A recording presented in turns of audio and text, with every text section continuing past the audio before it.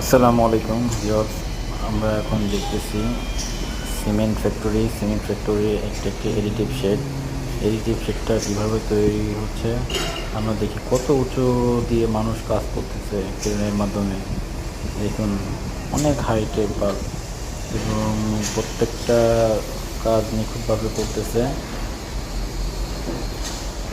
এগুলো হচ্ছে সাইলো, এটা হচ্ছে বিআরএমের সাইট। এটা হচ্ছে সিমেন্ট সাইলোটা এখানে হচ্ছে সাইলোগুলোতে সিমেন্ট স্টোরেজ করে রাখা হয়। আবার দেখতেছি আমরা এডিটিভ শেড, অনেক বড় একটা শেড। এই শেডের মাধ্যমে বিভিন্ন মেশিনারি এবং ক্লিংকারগুলো থাকবে। এখন মানুষ কাজ করতেছে, রিস্ক আছে কিন্তু তারপরও মানুষ কাজ করতেছে পেটের দায়ে।